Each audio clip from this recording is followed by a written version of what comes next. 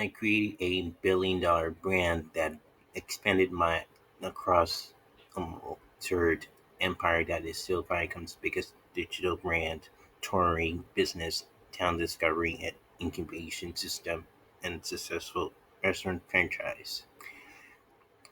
Based on trust and empty promises, my ownership was swindled away from me. For Viacom to be so deceptive is no surprise. They have been mistreating and robbing our community for years. Underpaying talent on their biggest brands like Love and Hip Hop, all of BET programming, and of course, Wild 'N Out.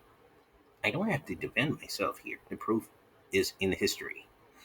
I believe that the corporation was becoming more progressive and willing to create helpful spaces in dialogue in these difficult and uncertain times of 2020. Instead, they chose to recently ban all advertisement that supported George Floyd and Breonna Taylor, who we are all still seeking justice for.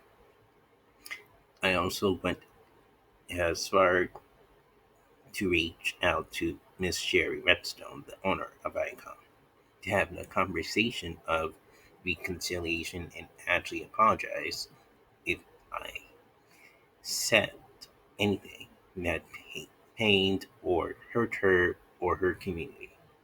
Dead silence. So that's when I realized they don't want to have a conversation or growth. They wanted to put the young mere girl in his place. They wanted to show me who is boss, hang me out to dry, and make an example of anyone who says something they don't agree with. But like the great Shirley Chisholm, I am unbossed and unbrought and unbothered. I respectfully stepped away from oppressive corporations in the past. NBC friend and mistreated me for years, but I was the bigger person and demanded an eight-figure salary on their number one show, America's Got Talent, and currently stand by my friend and Queen Gabrielle Union in her fight against oppression. I took my talent and executive creativity to my open-minded and willing partners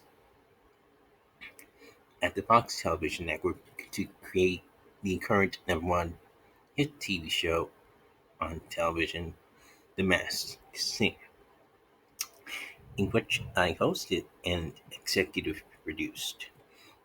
We are also gearing up to launch a daily talk show based in the historic community of Harlem, where the ultimate goal is to bring people closer together during these difficult times. Right now is the time for strong voices and compassionate thinkers to step up and create a dialogue of healing. Dr. King said we must learn to grow together as brothers or we'll perish together as fools. Ironically, at the time of our government called him the most dangerous nigger in the country and labeled him as a terrorist. As we all know, Hollywood and the media is a dirty business. Still, I honestly can't believe that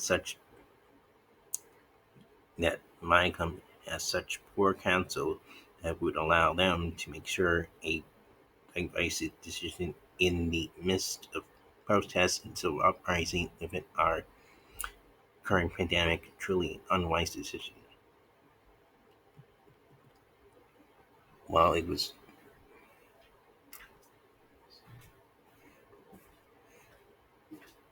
well, if you look back on your podcast, you didn't word some of the words correctly. That is why ViacomCBS have to fire you, Nick. I mean, why would you risk saying things like this? Maybe you should rethink